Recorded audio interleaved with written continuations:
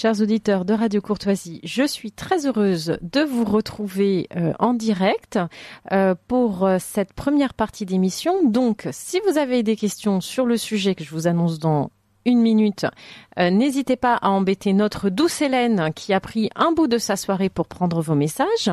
Pendant la première partie de l'émission, vous pourrez assaillir de questions Lucien Cerise. Bonjour Lucien. Bonjour. Bienvenue une nouvelle fois au micro du Libre Journal de la plus grande France.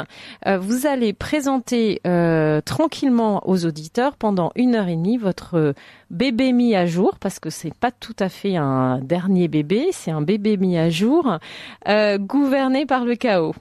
Oui, on a l'impression qu'on parle. Enfin, donc ça sonne un peu transhumaniste, hein, le bébé mis à jour. C'est un peu, mais parce que en fait, c'est une nouvelle édition. C'est la 3e édition, c'est ça ? C'est ça, c'est la 3e. Vous reviendrez dans le détail sur ce point-là. Je ferai attention, cher Lucien, je m'y engage en présence des auditeurs parce que ils réclament que je sois silencieuse pendant l'intervention des invités. Donc, vous aurez à peu près 1 heure pour présenter aux auditeurs ce travail qui est particulièrement intéressant, je trouve, à l'entrée dans la campagne européenne. Et j'aimerais bien que vous nous fassiez un petit cas pratique sur la question identitaire qui revient régulièrement sur le devant de la scène et plus récemment avec le cas pratique de l'abaya. Voilà, vous montrerez aux auditeurs comment la grille d'analyse que vous développez dans cet ouvrage en particulier, mais pour les auditeurs qui vous ont entendu sur vos 2 autres ouvrages, vous êtes venus, le dernier ouvrage c'était sur le suprémacisme blanc et l'avant-dernier ouvrage c'était sur l'opération ukrainienne. Ils verront qu'en fait on retrouve votre méthode de travail à travers toute votre œuvre. Donc 1h30 pour Lucien Cerise et le sujet gouverné par le chaos. Et ensuite, sur la deuxième partie, donc de 19h30 à 21h, vous entendrez mes 2 chroniqueurs et complices habituels, Fabrice Hongre-Boyeldieu qui a fait justement une actualité vue du droit, qui vous a prévu ça sur l'abaya, donc qui revient sur les difficultés du droit sur ce texte-là, et puis qui discute un peu le sérieux de ce type de texte. Et puis vous entendrez François Lejeune qui nous fait un point sur la Géorgie et l'état de la Géorgie, comme il avait l'habitude de nous le faire avant que nous ayons vraiment des chroniques d'actualité sur l'Ukraine. Vous savez, il prenait le temps de nous présenter tous ces pays du Grand Est que nous connaissons mal. Voilà. Donc, pour les auditeurs qui sont attentifs au plan complet de l'émission, 1h30 avec Lucien Cerise sur gouverner par le chaos et la façon dont, par la fabrique de l'opinion, le contrôle de l'opinion, on nous amène, y compris chez les nationaux qui pensent être des grands résistants, à avoir des postures de combat et des réactions un peu prévisibles. Et puis, en deuxième partie, un petit topo juridique sur l'abaya de Fabrice Hongre-Boyeldieu et un topo sur la GRJ. Donc, Lucien, revenons à vous. Déjà, nous allons rendre hommage à l'éditeur qui nous permet de lire votre ouvrage, Max Milot, qui vous a... c'est lui qui était aussi qui vous a porté sur les derniers ouvrages ou... Non. D'accord. Donc, c'est une Pour les 2 précédents, c'était Culture et Racines. Oui. Enfin, et puis le retour aux sources, devenu Culture et Racines. Et puis il y a eu une Europirate aussi en 2016. Là, c'était Contre-Culture. Je n'ai pas cité. D'accord. Max Milot qui vous permet de sortir une édition mise à jour de Gouverner par le chaos, donc édition 2023. Est-ce que ingénierie sociale et mondialisation? Donc, pour les auditeurs qui aiment bien ce genre de sujet. Ça complétera ceux qui se sont amusés à lire Le Grand Reset de notre ami George Soros, entre autres. Non, Klaus Schwab. George Thierry Soros. Malray.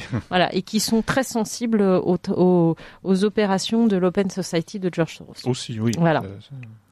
Est-ce que vous pouvez revenir pour les auditeurs sur la genèse de cet ouvrage qui est fondateur, sans doute, pour vos travaux? Oui. Que l'on retrouve en fait, qui tisse un petit peu le reste de vos travaux. Et puis entre sa première édition et donc la première mise en œuvre de cette grille de lecture Et aujourd'hui, quels sont les constats que vous avez pu faire, améliorer ou corriger? Parce que une jeune œuvre est imparfaite, donc parfois son auteur la corrige un petit peu. Oui, alors la première édition date de 2010. Et en fait, à l'origine, c'était une commande de Pierre-Yves Rougeron. Donc, habitué de l'émission, donc on lui rend hommage. Donc en fait, c'est-à-dire qu'il venait de lancer le Cercle Aristote, donc on se connaissait, et donc il m'a dit tiens, je te propose de faire une conférence sur le thème de l'ingénierie sociale. C'est novateur, donc voilà, je te propose un créneau. Donc j'ai commencé à rédiger le texte de ma conférence, puis je ne sais plus pour quelle raison la conférence ne s'est pas faite. Finalement, c'est devenu un article, et puis donc un article augmenté, c'est-à-dire un gros article suffisant pour être publié à lui tout seul, c'est-à-dire sous la forme d'un opuscule, quoi, qui fait une centaine de pages. Très facile à lire. Je recommande aux auditeurs, procurez-le vous, parce que en fait, vous retrouvez sur une centaine de pages bien rédigées, bien argumentées, un condensé de tout ce qu'on peut entendre sur les sujets de fabrique du consentement, fabrique de l'opinion, manipulation, qui sont revenus beaucoup sur le devant de la scène avec l'opération Covid. En vraiment 100 pages, vous avez Lucien Cerise prend soin de donner ses sources, d'argumenter. Donc vous avez vraiment déjà une première bibliographie passionnante des travaux qui ont pu être effectués sur ces sujets de fabrique de l'opinion, en fait, qui sont très importants quand on espère la démocratie. Et puis la fabrique de l'ennemi. Parce que effectivement, alors donc il y avait la commande de Pierre-Yves, mais il y a eu aussi l'affaire de Tarnac en 2008. C'était alors l'affaire de Tarnac dont un nom émerge, c'est celui de Julien Coupat. Ça, c'est en général, les gens se souviennent quand on parle de Julien Coupat, l'affaire de Tarnac un peu moins. C'est l'affaire de sabotage des voies ferrées, qui en fait était censé s'appuyer sur un livre publié en 2006 intitulé L'insurrection qui vient, et qui recommandait de lancer une insurrection en France, de faire en quelque sorte tomber le pouvoir en sabotant notamment les voies ferrées et les diverses lignes de communication de l'État.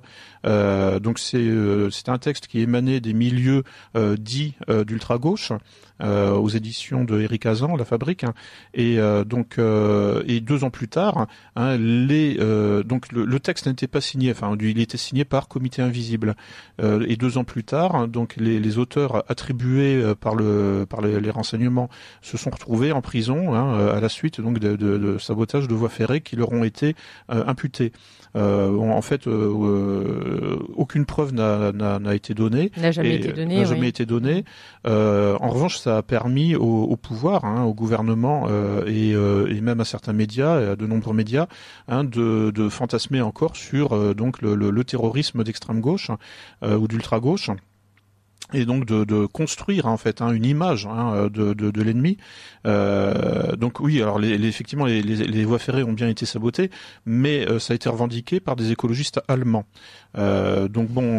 Souvent de toute façon dans toutes ces problématiques d'ingénierie sociale, c'est un mélange en fait de réel et de fiction. De communication, il y a des opérations sous faux drapeau et c'est un peu difficile, en tout cas pour le grand public, de pouvoir défaire les nœuds. Voilà. Alors comme j'avais côtoyé les membres de ce comité invisible au début des années 2000, j'ai été un petit peu effrayé parce que on sent le vent du boulet qui passe, quoi, puisque ce sont des gens que vous connaissez, et puis à l'époque je n'avais pas d'existence je dirais médiatique ni publique. Je me disais pas que je devais être amené en fait à fréquenter des médias comme Radio Courtoisie ou d'autres.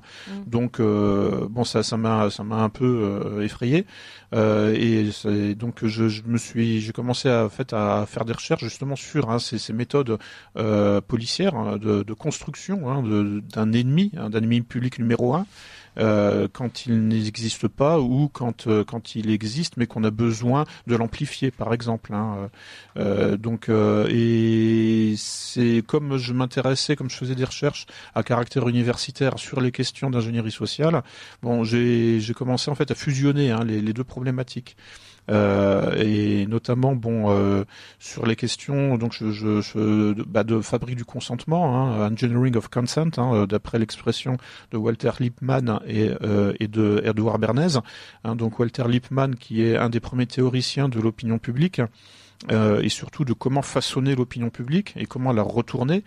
Et ça a donné beaucoup d'idées à Edouard Bernays, qui est un peu plus connu, mais qui lui était plus dans la pratique, puisqu'il a travaillé avec la CIA pour mener des opérations clandestines et diaboliser les gouvernements que l'on souhaite renverser. Ça, on a une pratique. On en a vu de nombreux exemples. Récente, donc en mémoire. Oui, en Syrie, en Ukraine, enfin les printemps arabes qui se sont étalés là à travers l'année 2011-2012, qui ont abouti effectivement au massacre en Libye et aux problèmes chroniques maintenant que l'on rencontre avec l'immigration clandestine. À l'époque c'était Sarkozy, merci Sarkozy, et puis bien aidé par Bernard-Henri Lévy. Et puis en Ukraine, où il y a eu 2 révolutions colorées à 10 ans d'intervalle, en 2004 et en 2014. Et qui ont abouti à la situation actuelle.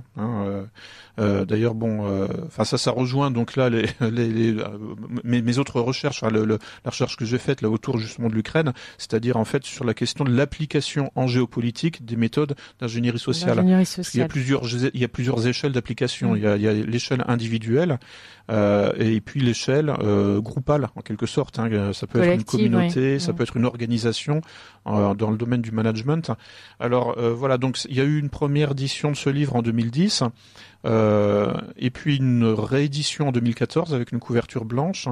Et puis là, en 2022, donc l'éditeur de chez Max Milo me dit il faudra faire une mise à jour là, parce que vraiment tous les sujets que tu as traités dans ce livre depuis 2010 sont devenus d'actualité, mais vraiment de manière assez éprouvante, brûlante, avec le Covidisme depuis 2020, puisque oui effectivement à la fin de ce petit livre, déjà dans la première édition, je mentionnais le transhumanisme et les moyens d'y parvenir. Parce que oui, effectivement, il y a une histoire de la science, mais il y a aussi en fait des méthodes pour accélérer le processus de transformation scientifique de l'espèce humaine. Parce que c'est rien d'autre que ça, le transhumanisme. Mais c'est vrai que quand on voit Klaus Schwab qui écrit, qui déballe tout dans son livre de 2020. C'est pas un complot, c'est public. Oui, voilà, c'est ça, et qui dit bien que effectivement, c'est le covidisme est une chance. Nous avons une fenêtre d'opportunité qui va nous permettre d'accélérer notre projet de fusion du biologique et du numérique, puisque ça c'est ce qu'il écrivait dans la 4e révolution industrielle en 2016. Donc on voit que Klaus Schwab, il faut le rappeler, qui est donc le fondateur du Forum économique mondial. C'est en fait le syndicat du grand capital, on pourrait dire ça comme ça. Donc on voit en fait que effectivement au fil du temps, le grand capital, le capitalisme, s'est approprié la question du transhumanisme. Je voyais ça déjà se mettre en place dans les années 2000. Mais à l'époque, ça restait des lubies de milliardaires, des lubies d'informaticiens ou de milliardaires ou de bobos. Ou de perchés, c'était encore pas diffusé. Est-ce que je vous interromps juste pour que les auditeurs, alors déjà vous avez une auditrice qui applaudit à votre venue et qui est en train de lire Neuropirate, et elle rappelle que ce livre est génial, et elle vous pose une question à laquelle j'espère vous répondrez au cours de votre intervention. Que pensez-vous du désengagement de George Soros de l'Union européenne? Est-ce que vous pouvez revenir pour les auditeurs qu'ils comprennent un petit peu d'où vous venez, votre formation à vous, en fait, ce qui vous permet d'avoir ces clés de lecture, ces ressources, parce que lorsqu'on lit vos ouvrages, ils sont très sourcés, très riches. J'invite les auditeurs qui s'intéressent au sujet sur l'identité. Donc non seulement, alors ce livre livre Gouverné par le chaos pour comprendre les actualités passionnelles que l'on nous délivre et les espèces de faux débats qui se répètent sur la place publique française, parce que c'est le sujet français qui me préoccupe. Et puis, je les invite à lire votre excellent livre sur le suprémacisme blanc. Voilà, qui est tout à fait intéressant. Et cette auditrice vous invite à lire Neuropirate. Alors, est-ce que vous pouvez expliquer quelles sont les disciplines que vous avez pratiquées qui vous ont amené à rédiger ce premier texte ? En fait, pour commencer, je fais des études de philosophie classique à l'université française, voilà. Donc, je suis allé jusqu'au DEA, que je n'ai pas fini. Et par contre, j'ai fait un DEA de communication à Paris 8. Et puis ensuite, je suis allé en sciences du langage. Donc toujours à Paris 8, à l'université de Saint-Denis, anciennement Vincennes. Mais alors en philosophie, ce qui m'intéressait le plus, c'était l'épistémologie et le langage. C'est ce que vous nous disiez lors d'un passage, et la notion de limite, en fait. À quel moment on passe d'un groupe à l'autre. Et là, j'espère que vous pourrez nous aider à répondre à quel moment on détermine que l'autre est un ennemi. Voilà. Quelle est la limite entre le camarade, enfin l'allié, l'ami, l'allié et l'ennemi. Donc celui qui nous met en danger. Voilà. Et si vous pouvez nous aider en fin d'émission, qu'on sache définir l'ennemi, ça sera une aide. Donc je vous laisse continuer. Donc travailler sur ce sujet effectivement brûlant, c'est-à-dire que là, on a l'impression que le rythme de l'actualité est accéléré. Avec des sujets passionnels qui sont, j'invite les auditeurs à remonter leur vieille presse, c'est un exercice que je fais de temps en temps. Lorsque vous remontez la presse d'il y a 20 ans, donc on est en 2000, et sur 2-3 ans, vous constatez que les sujets qui font les couvertures sont toujours les mêmes, toujours traités de la même manière, avec les mêmes passions. Et pour ceux qui nous inquiètent à ras de courtoisie, la question identitaire, l'affaissement de notre pays, n'est pas réglé, alors que apparemment les sujets sont mis sur la table régulièrement. Voilà. Oui. Donc on en parle maintenant ou Non, vous continuez sur la présentation du livre. C'est important que les auditeurs entendent déjà votre grille de lecture, donc qui est dans le livre. Donc alors moi pour préciser, je travaille dans la recherche, la recherche académique, mais au service des chercheurs. Bon, cela dit, je suis quand même dans un environnement studieux, et donc je peux mener des recherches personnelles à l'intérieur de cet environnement professionnel, donc au service des chercheurs, mais je mène des recherches en fait sans avoir besoin de faire carrière, puisque je travaille pour des gens qui eux font carrière. Donc, mais bon, je suis resté dans cet environnement, quoi. Donc vous avez accès à des ressources précieuses. Voilà. Et donc alors, en fait, parce que c'est vrai que les questions d'ingénierie sociale ou de mémétique, par exemple, ne sont pas traitées à l'université. Donc ça, c'était un peu en parallèle de la fac que je me suis lancé sur ces questions-là. Et puis sur les questions de management et de marketing. Donc le marketing à partir de, c'était le milieu, en fait, dans les années 90, il y avait l'altermondialisme, l'antimondialisme, et puis le milieu anti-pub, le mouvement anti-pub. Et donc je me suis intéressé au situationnisme, donc la critique des images, la critique de la publicité. Un de mes maîtres à penser, c'est Guy Debord et aussi Jean Baudrillard, que d'ailleurs j'ai pu rencontrer quand je faisais des textes, des interviews pour une revue de philosophie. Donc ça c'est un peu pour cerner un petit peu mes centres d'intérêt.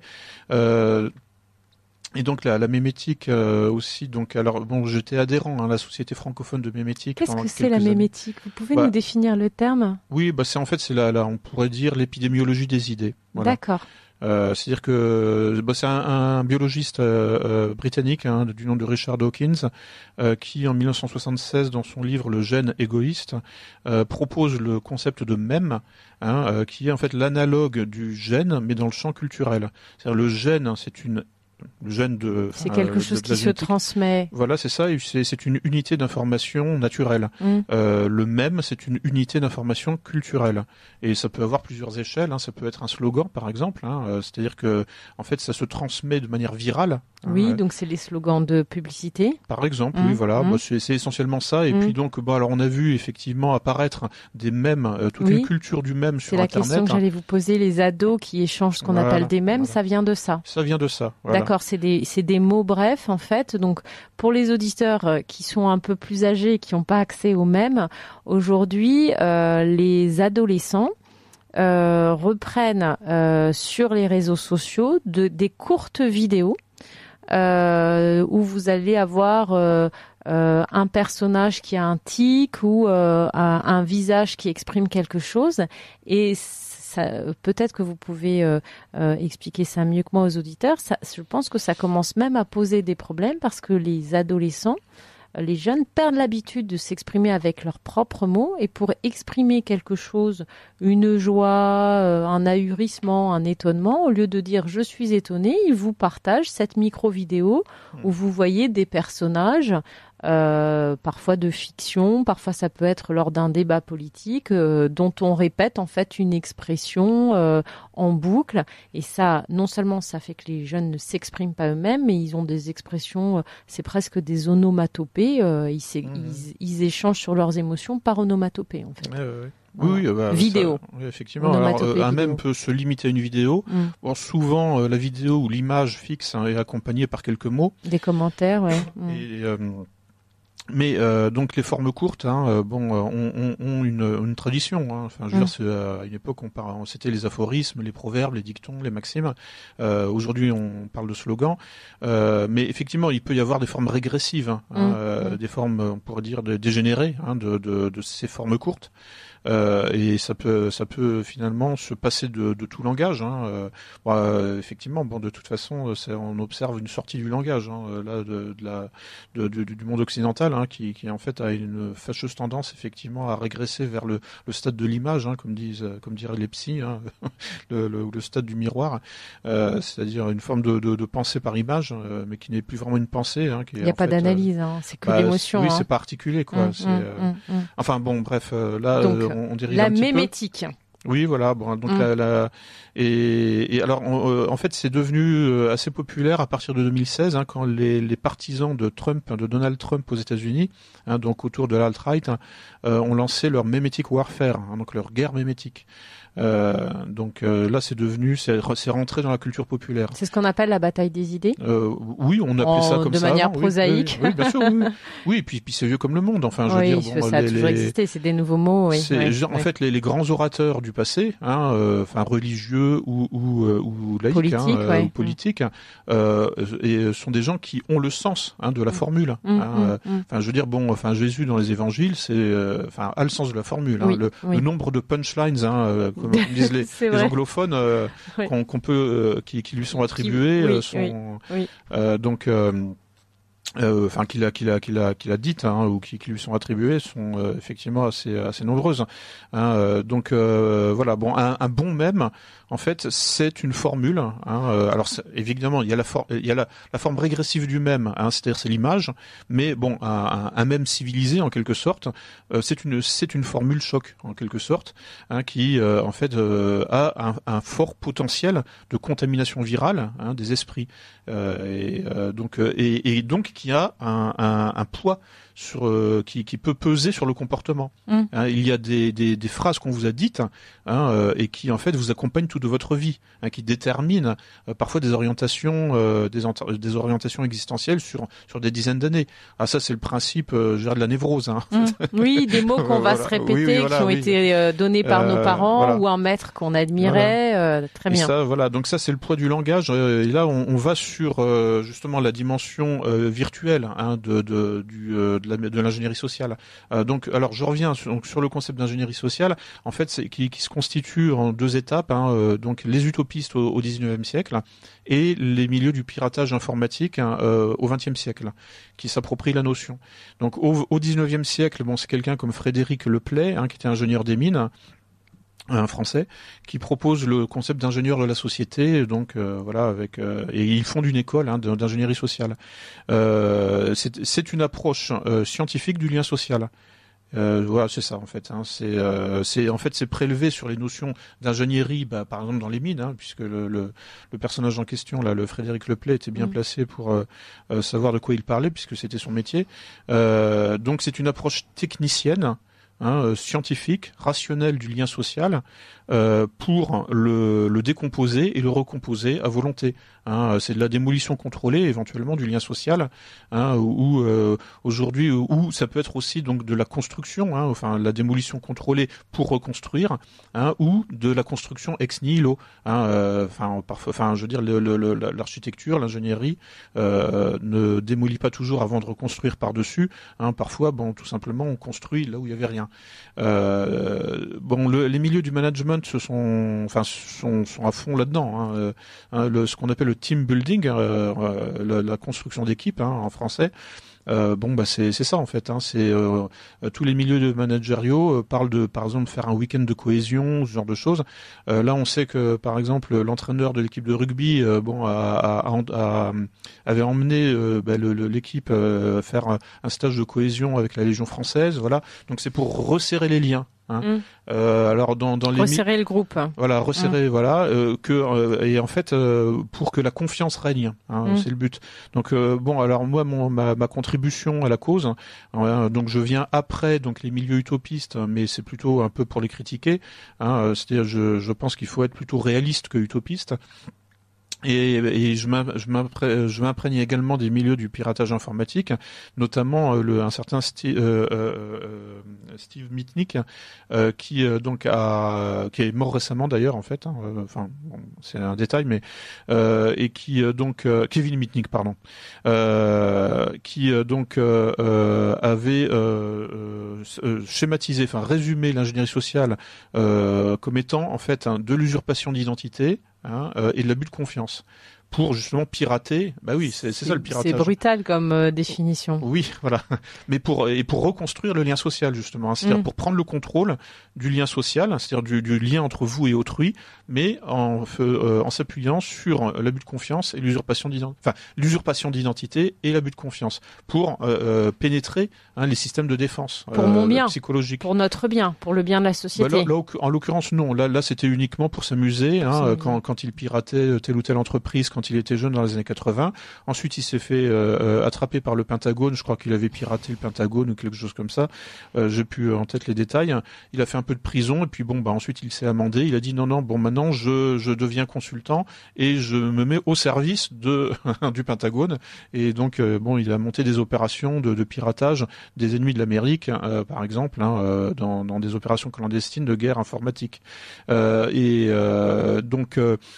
le piratage, c'est toujours ça. C'est toujours une usurpation d'identité. Vous vous faites passer pour quelqu'un pour gagner sa confiance, et qu'il s'ouvre à vous. Et là, ensuite, vous pouvez agir. Une fois que la personne a confiance, vous en faites ce que vous voulez. Je rappelle aux auditeurs de Radio Courtoisie qu'ils entendent Lucien Cerise, qui nous présente la genèse de son très bon travail qui tient en 100 pages. Donc surtout, ne vous retenez pas, chers auditeurs de Radio Courtoisie, vous pouvez étudier son livre « Gouverné par le chaos », la dernière édition qui est donc parue en 2023 chez son éditeur Max Milo. Comme toujours, vous pouvez vous procurer les livres directement auprès des maisons d'édition.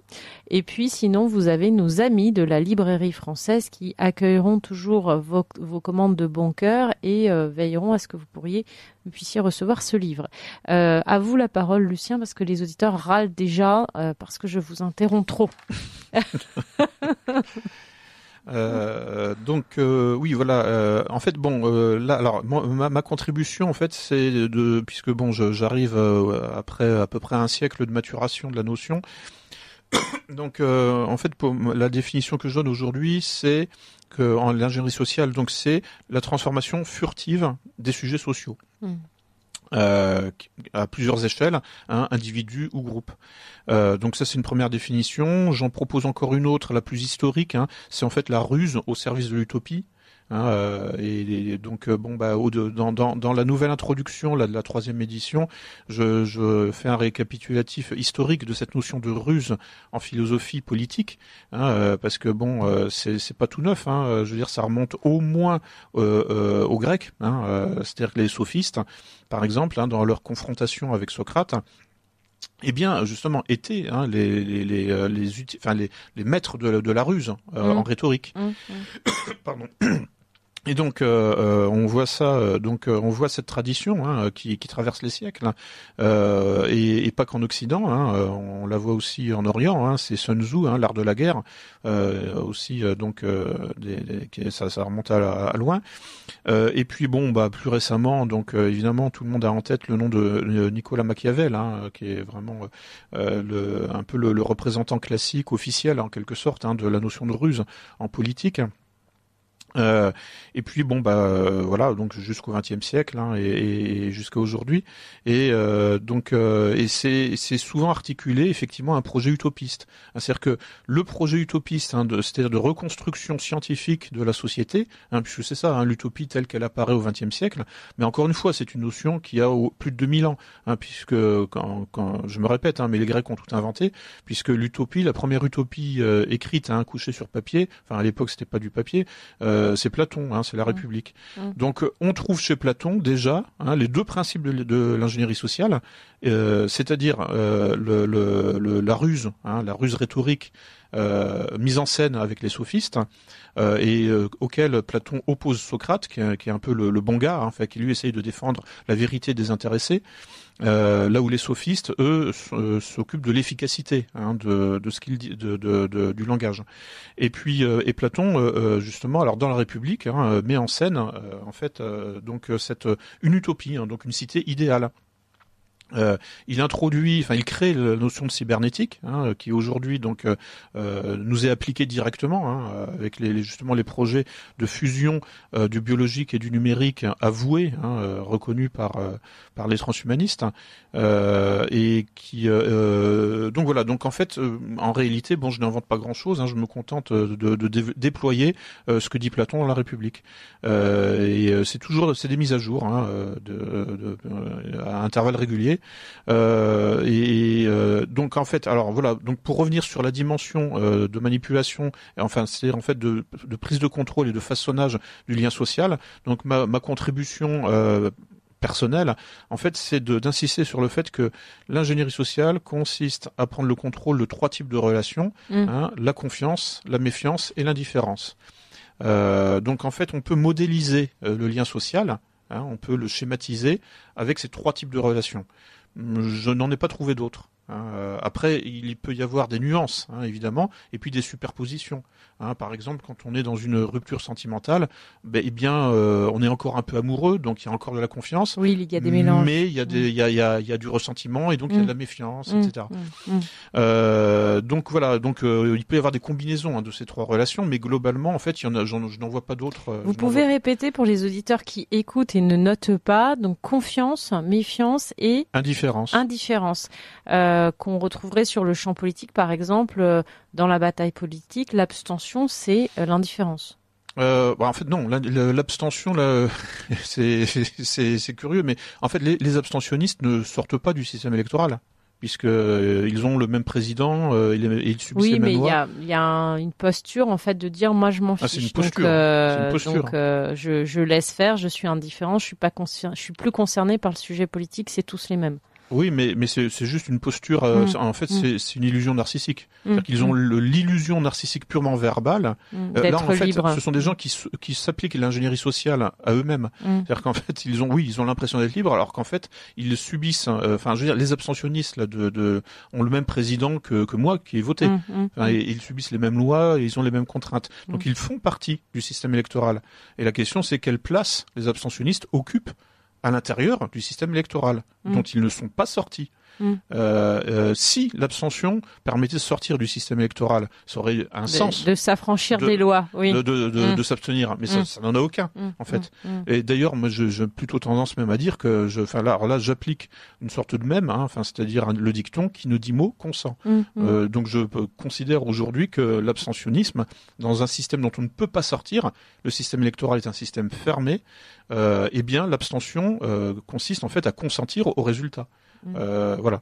Bref. Mais bon, non, en fait, l'indifférence, la maîtrise de l'indifférence, c'est utile.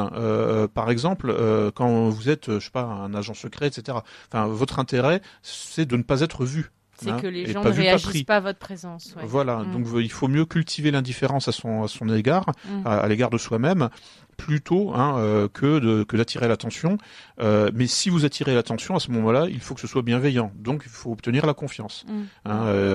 Et pour ça, donc vous pouvez manipuler ce que l'analyse transactionnelle, qui est une branche de la psychologie sociale, a appelé le triangle de Karpman. Donc, c'est en fait, c'est un système d'interaction sociale à 3 places. Et ces 3 places sont le bourreau, la victime et le sauveur. Et en fait, bon, nous avons, notre imaginaire, notre fantasmatique narcissique, notre système projectif, diraient les psychologues, a tendance à se réduire à ces 3 places. On va se placer sous un parapluie ou l'autre, selon les situations. Voilà, on a tendance à se percevoir soi-même et à percevoir les autres comme soit un bourreau, soit une victime, soit un sauveur. Et en fait, pour manipuler les relations de confiance, d'indifférence et de méfiance, de confiance et de méfiance, il faut manipuler ce triangle et savoir le faire tourner comme on veut pour occuper la place qu'on veut soi-même et faire occuper autrui la place qu'on veut lui faire occuper. Et en revanche, l'indifférence, effectivement, bon là, il vaut mieux cultiver plutôt une sorte de tâche aveugle, vous voyez, c'est-à-dire cultiver la discrétion. Un angle mort. Est-ce que en cas pratique, chers auditeurs, il y en a qui, entre vous, ont déjà entendu souvent Lucien Cerise, donc là, l'entente gouvernée par le chaos vous passionne, mais j'essaye aussi de poser des questions pour que ceux qui ne sont pas habitués à ce genre de discours puissent comprendre ce que Lucien Cerise explique et l'intérêt pratique de son propos, donc que vous retrouvez dans son livre « Gouverné par le chaos », sorti chez Max Milo et que je vous invite vraiment à vous procurer.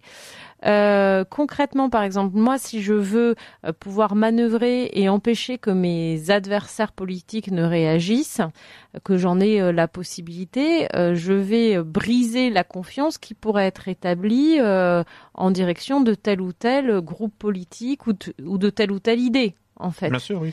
Je vais me cultiver l'indifférence en mettant sur la table un sujet qui va attirer l'attention du public, en tout cas de mon public adversaire, et pendant ce temps, je peux agir sur des sujets qui sont plus fondamentaux, où ils auraient pu réagir si ils avaient eu l'attention nécessaire pour mes actions que je suis en train de mener, par exemple. Oui, donc ça s'appelle faire une diversion. L'indifférence, vous la cultivez avec la diversion aussi, non ? Oui, faire diversion effectivement sur les autres pour qu'on ne vous voit pas progresser. L'opération Covid-Ukraine, par exemple, ça pourrait être lu comme une diversion en matière de communication politique, non ? Alors le covidisme c'est un cas d'école. Oui, oui, ça a été beaucoup traité. L'application de l'ingénierie sociale, c'est-à-dire qu'en fait on nous a désigné en fait un ennemi insaisissable. Insaisissable. Alors, donc il y avait le bourreau, c'est le coronavirus, le SARS-CoV-2, que seuls les experts pouvaient repérer. C'est ça, voilà. Donc en fait, ça vous déresponsabilise, et ça vous désarme complètement. Et donc vous êtes la victime. Enfin, qu'est-ce que nous a dit Macron quand il nous a dit nous sommes en guerre? Voilà, il nous a dit en fait vous êtes les victimes. Donc il a appliqué le triangle de Karpman. Il a joué sur ces relations de confiance et de méfiance.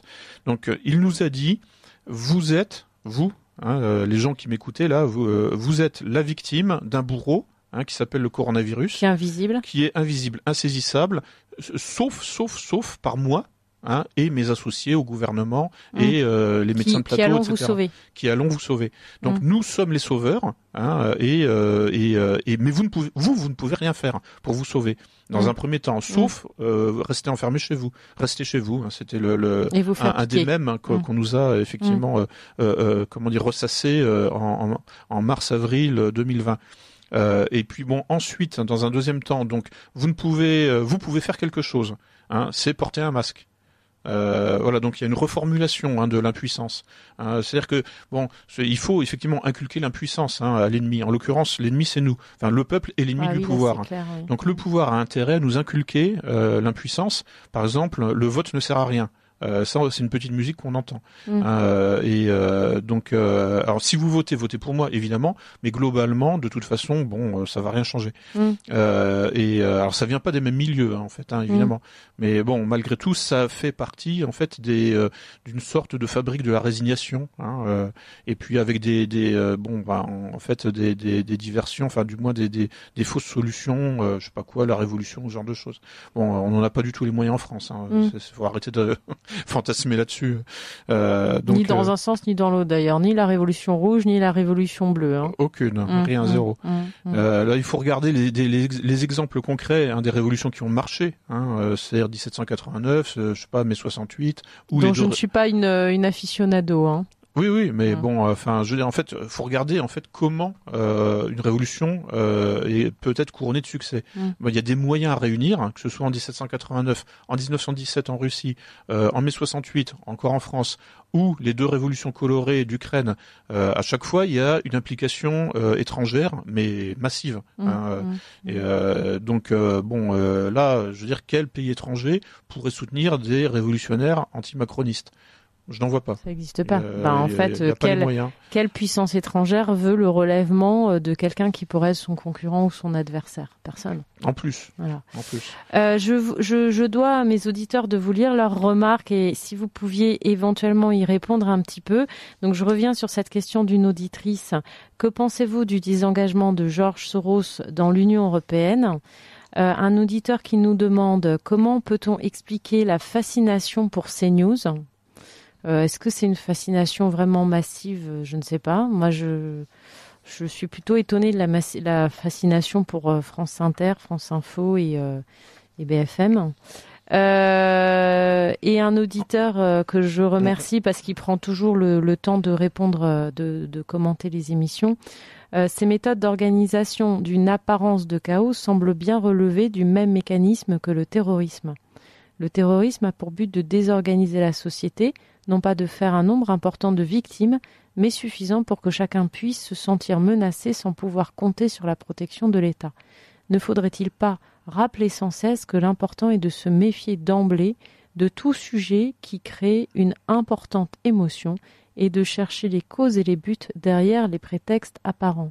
L'exemple d'une désorganisation de l'État par l'attaque des voies ferrées semble ainsi ridicule, et étant donné les retards habituels des trains, dès qu'il y a de la neige, du vent et qu'il fait plus de 25 degrés, ou par simple temps de grève, nous avons un auditeur qui est un Parisien habitué des transports. Faut rappeler que l'affaire de Tarnac et des sabotages, c'était en 2008, donc une époque où peut-être que la SNCF non, c'était pas méga performant déjà à l'époque. Un peu mieux. Non, c'était déjà pas très très bon, je me souviens des trajets. Donc oui, bonne remarque de l'auditeur, parce que c'est un peu la posture moi que j'ai eue sur cette affaire d'Abaya, qui a défrayé la chronique, c'est se méfier d'emblée de tout sujet qui crée une importante émotion et de chercher les causes et les buts derrière ce prétexte apparent. Voilà. Est-ce que vous pouvez répondre à nos auditeurs ? Donc, position éventuellement de cette manipulation de l'opinion à partir de l'Union européenne. Que pensez-vous du désengagement de George Soros de l'Union européenne ? Le rôle des médias et, par exemple, quelle est la place d'un média présenté comme un outil de réinformation et de résistance qui est CNews ? Chaque question l'une après l'autre. Alors, oui. Soros, je pense que c'est faux. Nous sommes d'accord. C'est un changement de masque. Oui, voilà. Non, mais en fait, les petites mains de son organisation sont connues connus et ce sont des gens qui mentent comme ils respirent, mais en permanence. En fait, c'est leur méthode de travail, c'est le mensonge. Mentir, tout le temps. Voilà. Donc bon, je pense que c'est faux et que en fait, alors là, en fait, mais c'est pas forcément une bonne nouvelle. Enfin, au sens où il va être moins facile à détecter. C'est ça, et ça risque. C'est-à-dire qu'en fait, je pense que comme son fils là apparemment a pris la relève, parce que c'est vrai que George Soros lui-même commence à vieillir, doit approcher des 100 ans. Il est bientôt centenaire, et son fils a dit qu'il serait 10 fois pire que son père. Donc 10 fois plus menteur. Ça fait peur, oui. Forcément. Et donc voilà. Donc là, en fait, non, parce que bon, malgré tout, bon, les gens de pouvoir sont pas idiots. Aujourd'hui, la fondation Open Society et Soros ont une mauvaise image. On finit quand même, les gens comme vous ont fini par réussir à faire... Ça veut dire que la méfiance commence à monter, voir qu'elle est déjà suffisante pour que le travail soit gêné. C'est ça. Voilà. Donc il faut reprendre en fait l'avantage. Comment ? Eh bien précisément en disparaissant, c'est-à-dire en devenant invisible. C'est-à-dire encore en disant on s'en va, on quitte la table. C'est ça, voilà. En fait, en devenant en passant sous le radar. Et ça s'appelle justement cultiver l'indifférence. Donc en fait, le fils Soros, qui a pris la relève du père, a décidé d'appliquer une nouvelle méthode, d'appliquer justement des principes d'ingénierie sociale, c'est-à-dire au lieu d'être très visible, comme son père l'était, trop visible, avec les effets contre-productifs, il a décidé finalement de cultiver l'indifférence et de fonctionner comme un réseau de renseignements, discret, voire secret. Et parce que tout simplement, je pense que en fait, il s'est dit on peut pas durer comme ça encore très très longtemps. Voilà, donc voilà ce que je pense. Oui, parce qu'ils ont été identifiés quand même comme l'adversaire par un certain nombre de groupes. C'est clair, oui. Voilà, et donc à partir du moment où vous êtes repéré comme adversaire, vous n'avez plus les mains libres pour manœuvrer, donc il vaut mieux disparaître et vous faire remplacer. C'est ça, c'est-à-dire qu'ils ont le fils Soros a dû calculer qu'il ne pouvait pas reconquérir la confiance. Donc, basculons dans l'invisibilité. On change de marque. C'est en fait, on supprime la marque. On supprime en apparence. On invisibilise la marque. Et on prétend qu'on va se redéployer ailleurs. En fait, il va rester en Europe, dans l'Union européenne. Ça me paraît évident, mais plus discrètement et de manière clandestine. Voilà. Le rôle des médias, qui sont la caisse de résonance des débats d'idées, et d'un média comme CNews, oui. Comment vous le voyez ? Je pense pas qu'il ait tant d'influence que ça. En fait, par exemple, un éditorialiste vedette de CNews bien connu qui s'est présenté aux dernières élections s'appelle Éric Zemmour. Mais Zemmour est globalement inconnu de la population. Oui, ça c'est dur à entendre quand on est. Moi, j'avoue que j'ai cru en son aventure. C'est difficile à entendre. Son nom est connu, mais il n'est pas reconnu comme un homme politique crédible. Oui, son nom est connu, mais bon, je crois que c'était pendant la campagne justement électorale présidentielle de 2022. Il y a des journalistes ont fait l'expérience de montrer les photos des 12 candidats une fois qu'ils étaient déclarés sur les marchés, de certaines régions de France.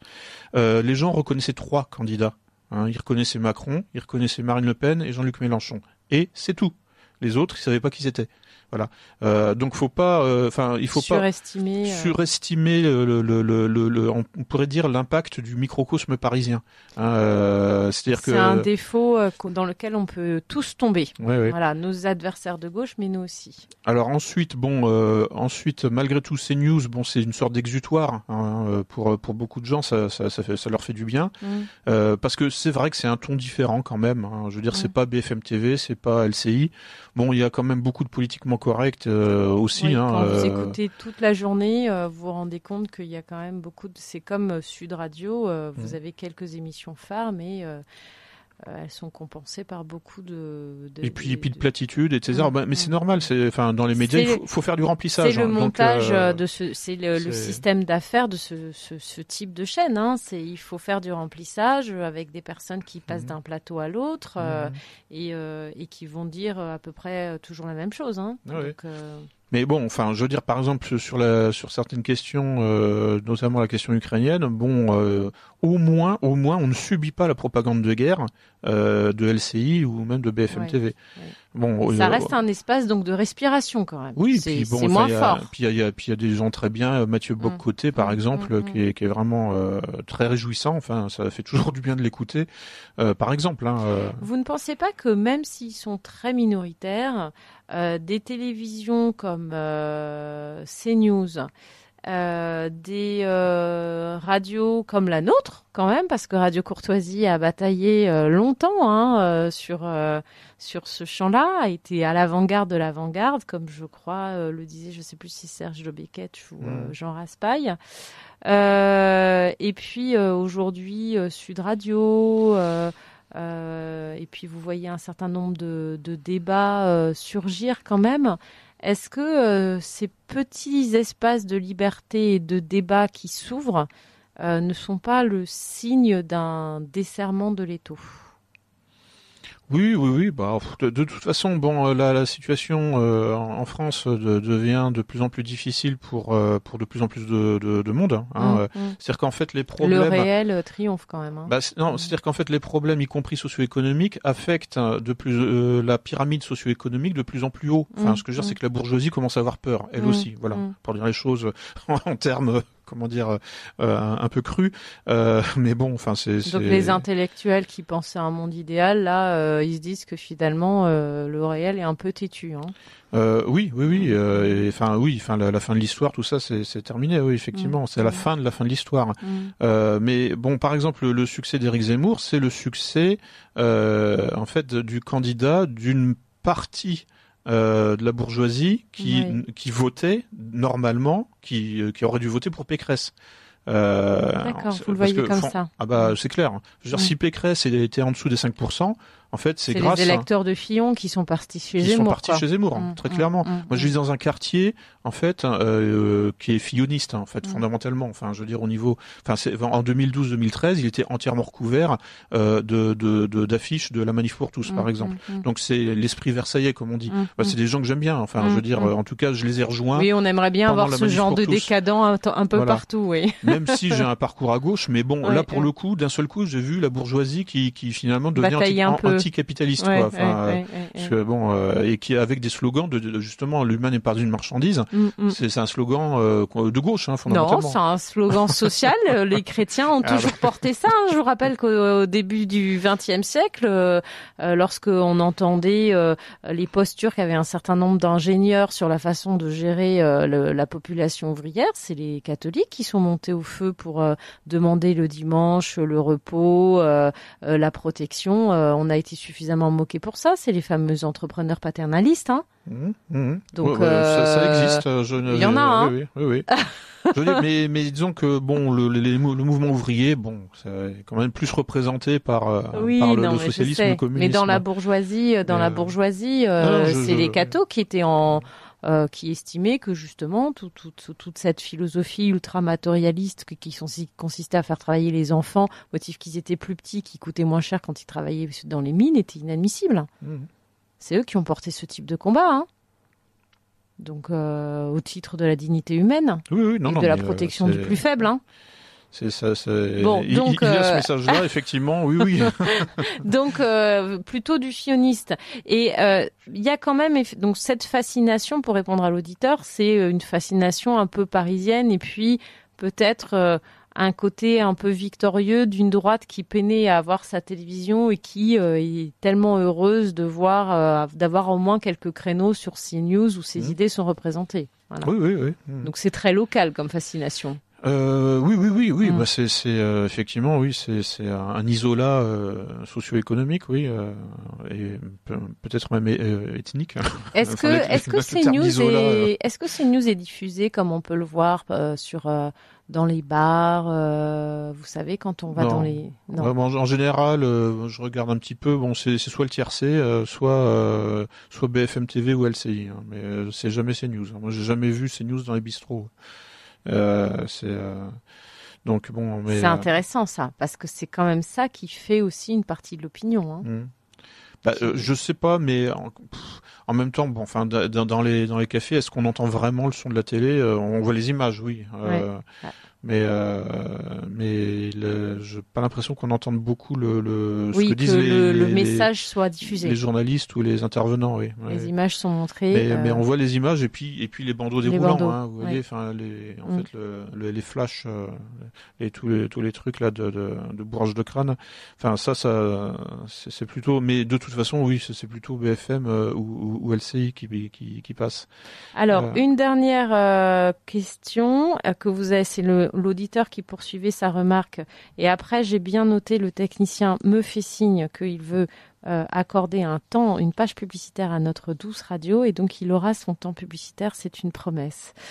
Le Covidisme a bien éjecté l'affaire Epstein qui menaçait d'emporter le Barnum des deux côtés de l'Atlantique. Un petit suicide bienvenu, même assez inexplicable pour les naïfs, quelques disparitions, un gros virus, et là-dessus, avec un coupable chinois, et hop. Alors moi, je pense que plus que l'affaire Epstein, il y a dissimulé la faillite totale sur le plan économique de toutes leurs belles idées sur l'endettement, le refinancement des banques. Comment vous voyez les choses? C'est le même auditeur qui nous disait il faut se méfier d'emblée de tout sujet qui crée une importante émotion. On va revenir à votre sujet sur la manipulation des foules et la fabrique. C'est la phrase de Talleyrand, hein, agiter le peuple avant de s'en servir. C'est précurseur d'Orangina. Donc oui, effectivement. Enfin, il faut hystériser l'opinion publique, ça c'est clair. Hein, c'est les 5 minutes de la haine, etc. Il faut que les gens soient vraiment aient envie, finalement, de tuer quelqu'un. Enfin, il faut désigner. Ils veulent la mort. Voilà, il faut désigner donc un bourreau, éventuellement, réel ou imaginaire. Hein, donc, mais il faut un bouc émissaire, hein, c'est-à-dire en fait une cible sur laquelle la haine va converger, et ensuite on apporte la réponse. Et effectivement, alors donc dans le roman là de George Orwell, c'est donc Big Brother, hein, en fait, qui donc apporte la réponse après les 5 minutes de la haine, où en fait donc la colère latente, la colère potentielle, en fait, est actualisée, exacerbée sur une cible, et tout le monde converge contre la figure là de je sais plus, c'est Emmanuel Rosenberg, je sais plus quoi, enfin bref, on sait même pas s'il existe vraiment, mais enfin bon, une sorte de barbichu à la Trotsky qui est mis dont les discours sont diffusés sur un écran, et puis tout le monde est là le lapider, demander sa mort, ouais. Et Big Brother, donc arrive dans un deuxième temps pour dire heureusement que je suis là, pour vous protéger contre ce sinistre individu, contre lequel vous avez pesté c'est magnifique parce crié pendant 5 minutes. C'est quand même ce qu'on fait vivre aux nationaux. Jean-Marie Le Pen à son époque, même si c'était un spécialiste des boutades qui énervait la population. Marine Le Pen, Zemmour a eu droit à 5 minutes de haine. Enfin, il y en a toujours un qui va avoir droit à ce traitement. Oui. C'est peut-être nécessaire en plus, voir René Girard. C'est peut-être nécessaire à l'équilibre d'une société. C'est-à-dire qu'il y a de toute façon un potentiel d'agressivité latente à exploiter dans toute société humaine. Donc un petit coup pour Zemmour, un petit coup pour la Baya, un petit coup pour Zemmour. C'est l'ingénierie sociale, savoir exploiter le potentiel d'agressivité latente, structurelle dans tout groupe humain. Et c'est-à-dire en fait savoir exploiter justement la méfiance, c'est-à-dire savoir structurer le lien social, savoir façonner le lien social, et en prenant le contrôle des émotions des uns ou des autres, de l'inconscient, de l'inconscient collectif. Et puis nous, on se méfie pas des mêmes personnes selon notre histoire, notre orientation politique, donc il faut 1 minute de la haine pour tout le monde. Donc nous allons accorder quelques secondes, 30 secondes à notre radio. Chers auditeurs, je vous rappelle que si vous êtes encore des auditeurs clandestins, nous sommes une radio qui aime l'ordre et le respect de la loi, donc vous pouvez vous mettre à jour de cotisations directement sur le site de la radio. Vous aurez accès à toutes nos émissions récentes ainsi qu'aux archives de manière illimitée, et surtout vous soutiendrez notre radio. Vous appréciez cette émission? Alors aidez Radio Courtoisie à en produire d'autres. Rendez-vous sur soutenir.radiocourtoisie.fr. Merci d'avance. Cher Lucien, je vous réponds en direct. Votre intervention est très bien et je pense que je vais encore avoir une montagne de messages me disant vous avez volé du temps de parole à Lucien Cerise. Donc je vous laisse continuer sur votre... Je me permets de vous relancer en lisant, alors pour l'instant juste votre introduction. Tout comme certaines disciplines apparentées que sont l'ingénierie du bâtiment, l'ingénierie génétique, l'ingénierie informatique ou l'ingénierie financière, l'ingénierie sociale ne se contente pas de décrire théoriquement son objet, en l'occurrence les sujets sociaux. Elle propose aussi des recettes pratiques pour agir sur eux afin de modifier définitivement leur nature, leur identité, ainsi que la forme du lien social.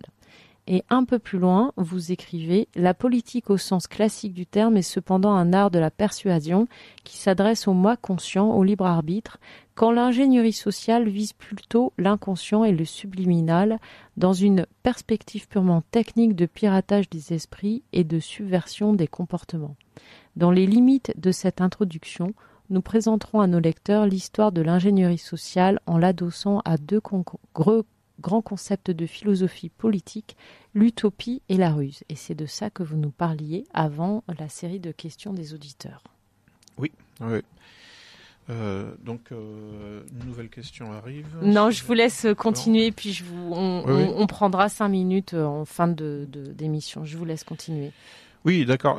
Donc en fait, oui. Alors les questions, justement, la pratique concrète de l'ingénierie sociale, en fait, ça consiste effectivement à prendre le contrôle finalement de l'inconscient collectif, et notamment de l'agressivité latente qui présente dans tout groupe humain, et puis aussi des besoins d'amour, aussi, des besoins de confiance, et en fait, il faut effectivement prendre le contrôle de ces émotions. Parce que sinon, en fait, tout simplement, elle se déploie, elle se développe de manière spontanée et naturelle.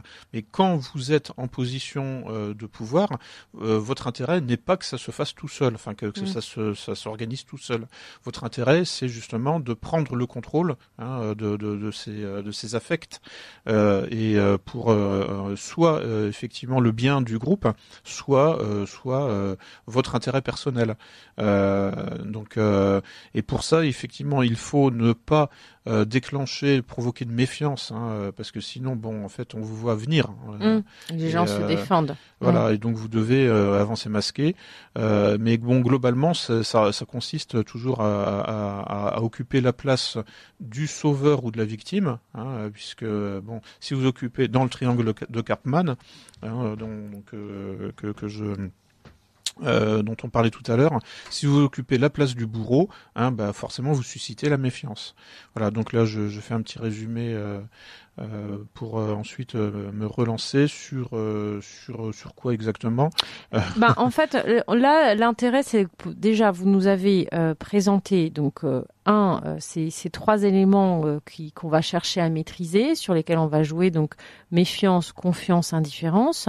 Le deuxième, entre guillemets, trio à avoir en tête, lorsqu'on assiste à un sujet qui déclenche les passions, c'est qui est la vraie victime, qui est le vrai bourreau, le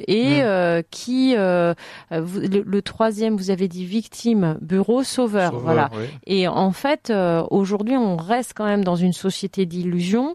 Les médias nous emballent en fait un conte, et donc c'est quand même important de faire le lien entre le conte qui nous est donné et le réel que nous sommes capables d'observer en fait quand même. Oui, justement, en fait, il y a une dissociation parfois complète entre le réel et la représentation.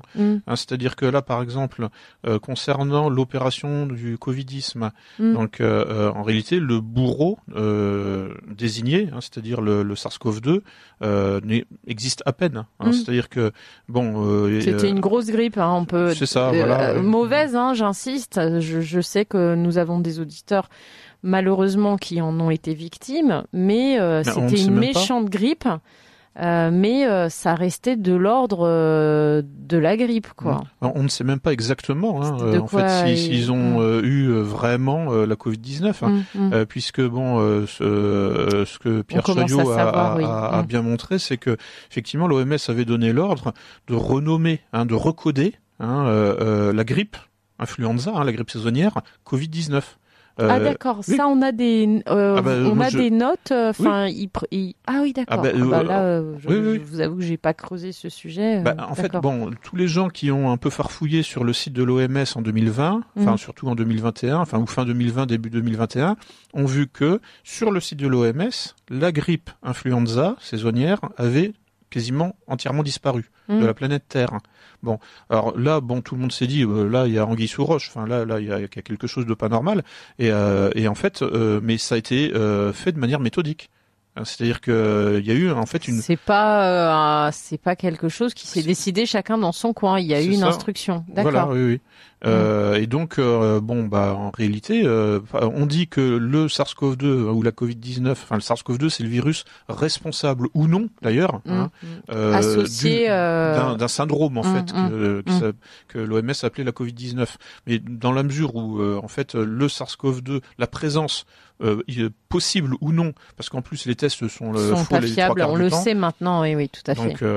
Donc et puis on peut être un test, les tests PCR en plus peuvent être positifs aussi. Oui, on avait le docteur Loburn nous en avait beaucoup parlé. Bon, c'est un peu un tirage au sort quand même, cette affaire. Voilà.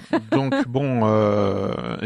voilà. Donc en fait, en réalité, on dit oui, la Covid-19 c'est une grosse grippe. Non, mais attends, c'est pire que ça. C'est qu'en fait, parfois c'est simplement une grippe saisonnière, en vrai, et renommée. Voilà. Alors là, on a aggravé en fait le. Ce qui est étonnant, pourquoi est-ce que ça a pris cette affaire alors que par exemple on avait assisté aux mêmes méthodes. Je ne sais pas si vous avez souvenir lorsqu'il y a eu la campagne H1N1, on a eu les mêmes paniques, les mêmes témoignages, les mêmes images sur les services d'urgence débordés. La même pression mise, y compris sur les parents, pour vacciner les enfants contre le H1N1, parce qu'on expliquait aux parents, moi j'avais des enfants en bas âge à l'époque, donc je me souviens de ce qu'on a subi comme campagne, qui nous disait il faut absolument cette année vacciner vos enfants contre la grippe parce que elle est particulièrement grave, ils vont mourir. Et là, vous avez quand même d'abord des médecins qui n'ont pas adhéré. Rappelez-vous l'affaire des médecins de Charente qui ont refusé de faire une campagne systématique de vaccination. Et puis, ça n'a pas pris dans la population. Pourquoi là, ça a pris ? Alors, mon hypothèse, c'est que en 2009... donc, c'était 10 ans avant. Voilà, pour la grippe H1N1, justement, le pouvoir a parlé de la grippe H1N1. Or, la grippe, ça fait peur à personne. Non, mais ils nous ont fait peur. Vous avez oublié les reportages ? Mais non, mais moi, j'étais dans la rue, devant les gymnases transformés en vaccinodromes, pour manifester, pour dire aux gens, ne vous faites pas vacciner. Donc, sur le H1N1 ? Oui, sur le H1N1. Oui, d'accord. Oui. Ah oui, non, d'accord. j'étais déjà mobilisé. Mais globalement, ça n'a pas marché. Ça n'a pas pris. Non, il y a effectivement, il y a eu une vague. Un début en région parisienne et puis ça s'est effondré. C'est ça. Au bout de 3 mois, c'était fini. Est-ce que c'est pas parce que vous, les résistants, avez tout de suite tiré dans le tas ? Non, c'est pas ça. Non, c'est que en fait, c'était beaucoup moins anxiogène parce que en fait, on nous a dit c'est une grippe. Voilà. Alors que là, on nous a dit on ne sait pas ce que c'est. Et là, c'est vrai. Voilà. Et en fait, c'est la petite différence. Et vous, quand on résistait, on vous disait mais qu'est-ce que personne ne sait ce que c'est, les scientifiques savent pas ce que c'est, taisez-vous. Voilà. Et puis surtout, c'est la peur de l'inconnu. C'est-à-dire que quand on vous dit il y a la grippe H1N1 qui circule, voilà, on vous a dit il y a une grippe qui circule, mais le cerveau humain est déjà préparé à gérer le stress d'une grippe. Donc voilà, c'est en fait quelque part ça fait pchit, comme disait Chirac, c'est pas si angoissant que ça. Quand on vous dit il y a un virus inconnu, dont les autorités ne savent pas quoi faire. C'est ça, et puis qu'en plus on vous montre en fait des sketchs filmés avec des gens qui tombent dans la rue. Voilà, ça on l'a pas eu non plus en 2009 sur le H1N1. Il n'y a pas eu de mise en scène médiatique, c'est-à-dire que les médias étaient moins, à mon avis, hiérarchisés, enfin moins contrôlés. Donc là, depuis 2009, effectivement, l'OMS, etc., ou Bill Gates ont eu le temps de placer leurs hommes et leurs femmes, et donc pour effectivement que la chaîne de commandement soit beaucoup plus homogène et beaucoup plus efficace et directe. Donc voilà, en fait le vrai test, ça a été 2009 effectivement. Donc ça a raté. Ils ont recommencé 10 ans plus tard. C'est ça, mais en tirant, en fait, avec un retour sur expérience, c'est-à-dire en tirant les conclusions pour optimiser la prochaine opération. Et donc on l'a eu depuis 2020. On n'est pas encore vraiment sorti, puisque ça a laissé des traces. Il y a des gens qui se sont maintenant accros au masque, ça se voit. Voilà. Et donc en fait là, finalement, l'ingénierie sociale, ça peut se résumer en 2 mots. C'est la bonne vieille méthode du pompier pyromane. Vous créez un problème et vous apportez la solution.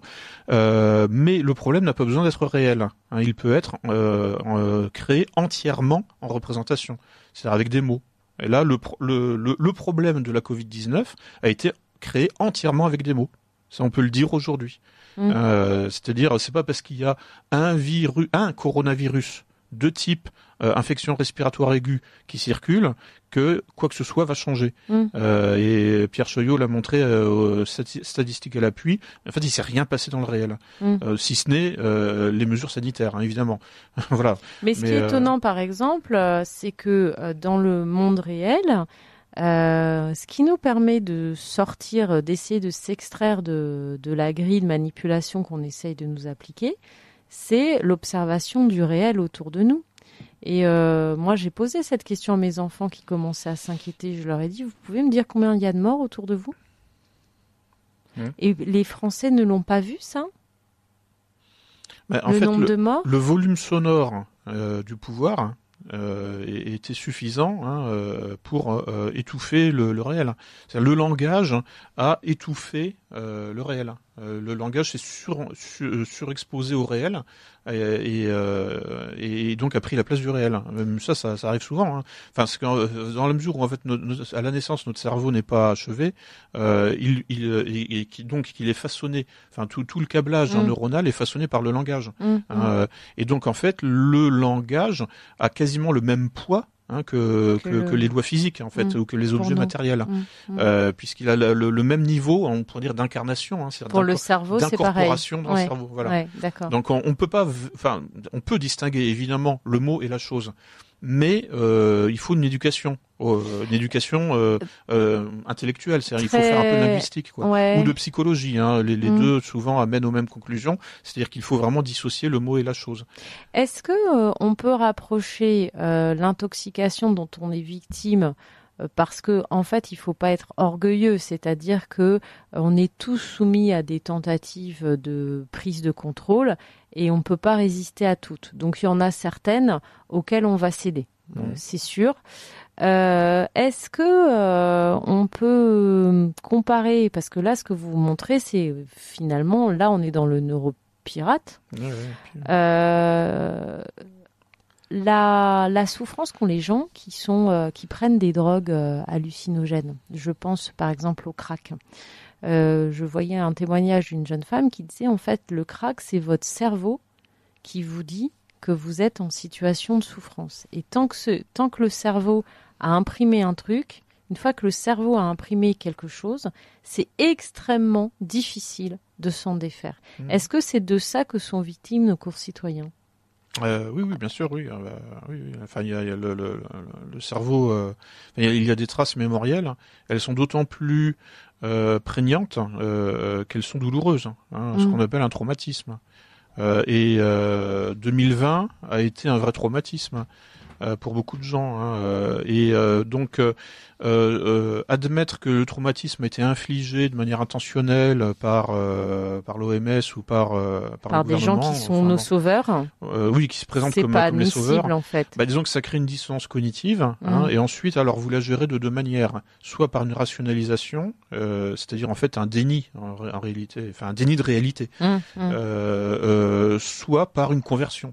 C'est-à-dire qu'en gros, vous brûlez ce que vous avez aimé d'un seul coup. Voilà. Enfin, vous changez de personnalité. C'est l'effet pilule bleue, pilule rouge qu'on voit dans Matrix. Par exemple. Et donc en fait donc voilà, il y a deux possibilités, c'est-à-dire le déni avec des ratiocinations à l'infini pour dire oui mais non, et puis la conversion avec donc le changement radical, de perception du monde. Mais bon.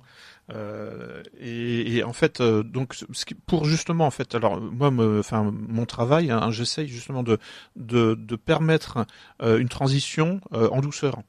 Pour justement ne pas provoquer de traumatisme. De toute façon, j'en ai pas les moyens. Enfin, je veux dire, si je contrôlais les médias, je pourrais effectivement. Non, et puis on soigne pas un traumatisme par un autre traumatisme en fait. Oui, quoique bon, enfin, on parle bien de guérir le mal par le mal dans certains cas. Bon, non, mais je veux dire, c'est un dicton, c'est de la sagesse populaire aussi. Voilà. Non, mais globalement, de toute façon, j'ai pas les moyens en fait de rivaliser avec l'OMS ou avec. Non, et puis c'est très difficile de se défaire d'un conditionnement émotionnel. Oui, en plus, oui. Moi, je l'ai expérimenté quand je servais Marine Le Pen. Lorsque vous disiez que vous veniez et que vous étiez Front National, alors que les gens étaient d'accord avec vous, il y avait un mouvement de recul, en fait, de panique, parce qu'ils ont été tellement conditionnés sur le Front National, la haine, la honte et tout. Et si vous disiez « je viens pour Marine Le Pen », ils avaient une attitude accueillante. Et c'est pas l'effet, en fait, Marine, c'était le mot Front National déclenché un mouvement de recul, même chez des gens qui étaient d'accord avec les idées du Front National. Oui, c'est-à-dire qu'en fait, on fonctionne comme des mammifères, fondamentalement. Donc, en fait, vous pouvez conditionner un chien à aboyer ou à saliver avec des mots. C'est le principe du dressage. Bon, nous avons une nature un peu similaire à celle du chien. Oui, même si nous sommes des mammifères, nous aussi. On est intelligent, d'accord, voilà. Mais on peut se faire conditionner par des mots. Donc ça, c'est tout l'art justement du conditionnement comportemental. Donc j'en parle dans le bouquin. Donc il y a plusieurs formes. Il y a les formes traumatiques, et la stratégie du choc, dont parlait Naomi Klein. Et puis toutes les formes qui ont été justement mises en scène dans la littérature par George Orwell par exemple. Et puis il y a les formes douces, c'est-à-dire par la répétition. Donc, le lavage de cerveau, quoi. Voilà, au quotidien. Mais bon, à chaque fois, ça repose sur le même principe, c'est que effectivement, un certain nombre d'éléments de langage vont commencer à façonner votre intériorité. Parce que c'est ce que Lacan a montré, le fameux psychiatre psychanalyste, c'est que en fait il décrivait l'esprit, le rapport entre l'esprit et le langage comme un ruban de Möbius. Vous savez, c'est ce ruban qui est infini. Enfin, c'est-à-dire qu'en fait, qui n'a pas il y a pas de face extérieure. On passe de la face intérieure à la face extérieure sans jamais s'arrêter. Sans transition, voilà. Exactement. C'est-à-dire que le langage vient de l'extérieur, mais il façonne notre intériorité, puisque le langage n'est pas inné. On l'apprend de l'extérieur. Mais il structure notre intériorité dans des proportions insoupçonnées. Qu'on sous-estime en fait. Qu'on sous-estime. D'où l'importance des batailles de mots, ne pas céder sur les mots. Par exemple, lorsqu'on nous dit si ça continue, ça sera la guerre civile. Moi, ça fait partie de mes batailles. C'est pas une guerre civile. Si ce sont des gens qui sont contre la France, c'est une guerre de libération. Oui, c'est sûr que si c'est des gens qui ne se reconnaissent pas comme français, oui, c'est plus une guerre civile. C'est une guerre de libération. Oui. Or, c'est fait que quand on nous dit oui, mais c'est la guerre civile, en fait, c'est une mauvaise bataille parce que la population, aucun peuple n'aime la perspective de la guerre civile et de se battre contre son propre frère. Par contre, la guerre de libération contre un envahisseur, oui, ça c'est envisageable. Oui. Quoique, pour revenir encore sur la question ukrainienne, en 2014, le gouvernement ukrainien a lancé lui-même une guerre civile contre une partie de sa population. Donc voilà. Donc là, effectivement, ça existe quand même. Enfin, je veux dire, ça existe. Mais le peuple de lui-même va. Si vous lui promettez une guerre civile, il adhère pas. il faut le travailler au corps quand même pour que... Oui, bien sûr, oui. Là, il a fallu, c'est vous d'ailleurs qui le montrez dans votre ouvrage, il a fallu réactiver un certain nombre de mythes identitaires, suprémacistes. Ça, c'est dans votre livre sur le suprémacisme. Et là, chers auditeurs, vous entendez Lucien Cerise sur son dernier livre. Non, c'est pas son dernier livre, c'est son premier texte mis à jour. Donc, republié en 2023 chez Max Milo, Gouverné par le chaos. Je vous fais part des remarques des auditeurs et je renonce à notre cas pratique sur l'identité parce que je préfère vous entendre répondre aux auditeurs. On peut en parler rapidement. Vous verrez parce que je vous laisserai le faire, mais si on a le temps. Voilà, je préfère que les auditeurs soient prioritaires. Avec le Covid, il y avait toujours un scénario de la peur, de la source à la vaccination. De nombreuses personnes nommées comme spécialistes ont raconté des histoires pour amplifier la peur collective. Jusqu'à nous demander de désinfecter les aliments, les emballages avec de l'eau de Javel. C'est vrai, souvenez-vous. Oui. Il y avait des reportages pour savoir si on pouvait ou pas rentrer les fruits de Auchan dans notre maison sans les aider. Vous vous souvenez de cette affaire ? Oui. Nous dire que le virus était dans l'air. Un scénario de peur qui a tétanisé les populations. Pensez-vous que ces personnages sont aujourd'hui crédibles ? C'est une vraie question. Comment ces gens... Je pense notamment au barbu là, au barbu moucheté là, qui a été notre Premier ministre. Le maire du Havre, chers auditeurs, c'est vous Édouard dire Philippe, voilà, Édouard Philippe. Comment cet homme hostile se représentait en tribune après ce qu'il a fait subir aux Français ? Et comment ose-t-on nous le présenter comme un espoir d'avenir ?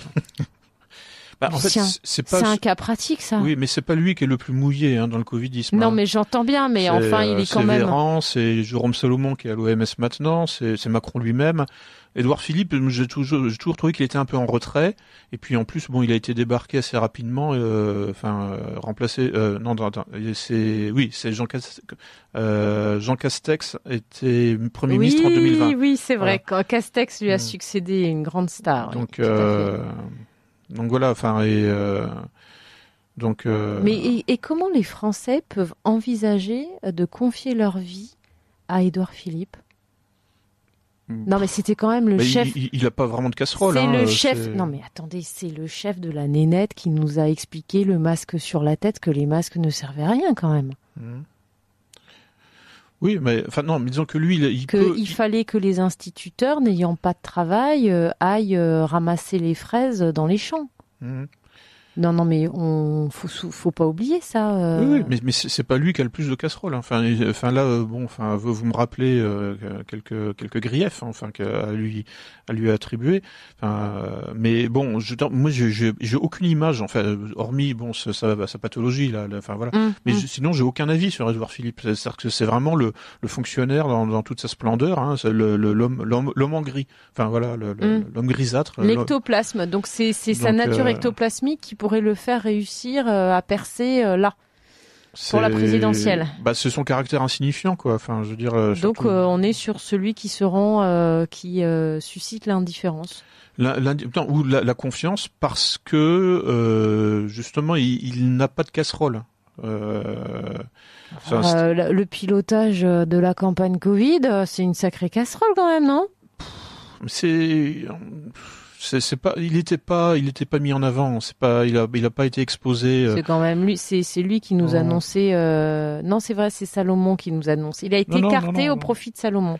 Voilà, c'est en fait on pourrait dire que ceux qui ont été exposés, c'est Macron, Véran, Castex et Salomon, mais qui était pas vraiment membre du gouvernement, qui était mais qui était très en avant, très. Mais attendez, Lucien, un type comme Édouard Philippe, il a été au pouvoir.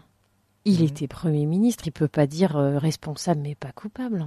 Non mais Édouard Philippe, tout le monde l'avait oublié là pendant 2 ans. Bon voilà, donc c'est pas un problème. Mais donc c'est pas un cas pratique en fait, je veux dire. D'accord. C'est pas un cas. Pour vous, c'est pas un cas pratique. Ah non, je veux dire, mais il a pas de casserole. Donc, mais pour évoquer justement le cas Il pratique. nous reste 5 minutes sur l'idée. Si vous arrivez à nous faire un petit cas sur ces débats sur l'identité qui vont nourrir la campagne européenne. Alors, sur l'abaya, par exemple, là, on a affaire typiquement à un cas de pompier pyromane, puisque le même gouvernement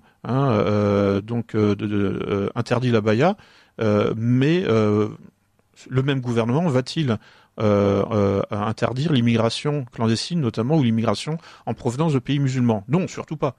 Surtout pas. Donc en fait, on a effectivement un pouvoir qui crée un problème et qui ensuite fait mine d'apporter une solution.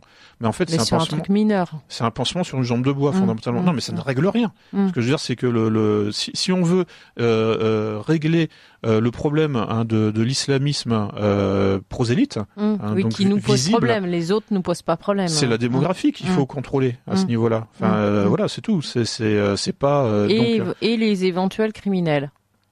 Oui, évidemment, oui. Oui. Ceux qui défient la loi française. Mais ce que je veux dire, c'est donc en fait, fondamentalement, ça ne règle rien. C'est juste de la cosmétique. Et puis ça n'empêchera pas effectivement l'islamisation de continuer. Donc voilà, donc c'est juste histoire de s'attirer les faveurs d'une partie de l'électorat. Là, d'un seul coup, effectivement, les droitards un peu limités vont se dire finalement Gabriel Attal il est bien, oui, voilà. Non, mais c'est ça, c'est clairement terrible. Ça. Oui. Vous croyez que ça marche? Évidemment que ça marche. Enfin mais ça marche auprès de des gens un peu limités intellectuellement, évidemment. Ou très très sensibles, donc un peu qui se laissent absorber par l'émotion. Oui, voilà, c'est un peu synonyme. On peut être intelligent et très sensible. Oui, mais enfin quand la sensibilité l'emporte sur le raisonnement, la raison, c'est qu'on est limité justement sur le plan rationnel. Donc voilà, mais l'immigration en provenance de pays musulmans continue. Voilà. Massivement, donc c'est d'ailleurs, ça va être le sujet dans le cadre de l'Union européenne. On va nous expliquer tous les bienfaits d'une politique de gestion de l'immigration au niveau européen. Voilà, donc et oui, là on parle des élections de l'an prochain, des élections. Oui, mais je vous réinviterai. Je vous ai mis sur mon agenda, je vous attends dans un an, cher Lucien, pour nous commenter la campagne européenne. Rendez-vous pris en présence des auditeurs. Oui, après les élections. D'accord. Je vous invite à observer tout ça. Vous nous donnerez votre grille et l'analyse des résultats avec votre grille. Oui, avec plaisir. Voilà, mais je pense qu'on va avoir effectivement un certain nombre de cas pour voir comment au niveau national et européen on nous manœuvre et ils vont cornériser la campagne sur un certain nombre de sujets pour manœuvrer l'opinion. Oui. Enfin, de toute façon, il y a des sujets qui s'imposent.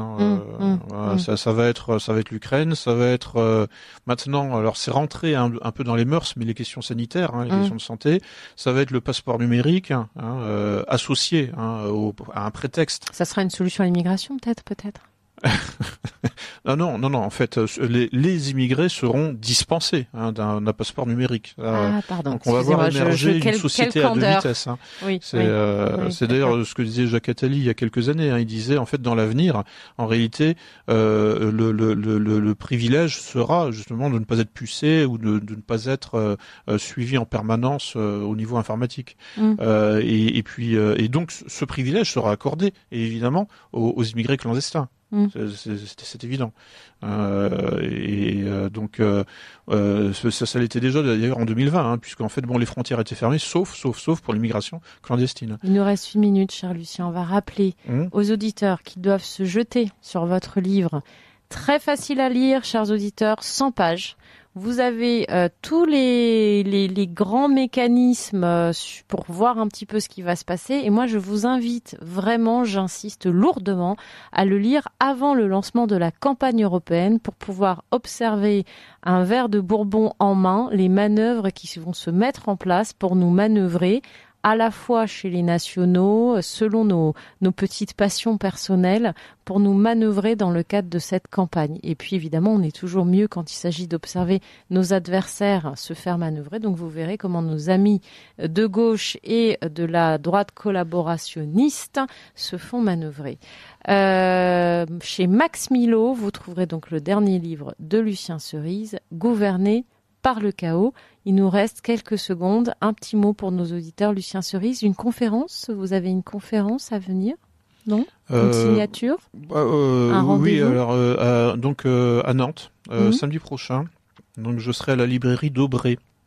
Donc la librairie là qui a été attaquée là, par des gauchistes à Nantes, oui, d'accord. Avant l'été là. Je vois très bien. Donc j'y serai de 15h à 18h. Voilà, pour 2 ou 3 livres. D'accord. Et donc les auditeurs pourront voter. Voilà, c'est ça, 2 ou 3 titres. J'espère qu'il n'y aura pas que 3 livres, sinon vous allez créer des frustrés. Il n'y aura pas que 2 ou 3 exemplaires. Voilà, il y a 2 ou 3 titres. Et donc les auditeurs peuvent vous retrouver, vous poser des questions. Les auditeurs qui n'ont pas la chance de venir directement à Paris, c'est vous qui allez à eux. Voilà, d'ici une semaine. À Nantes, donc à la librairie d'Aubray. Merci, un grand merci Lucien Cerise de m'avoir accordé cette heure et demie, passée trop vite. Je suis sûre que les auditeurs me le reprocheront. Et nous prenons date pour l'émission de juin, juste après l'élection. C'est un engagement public. Je vous attends.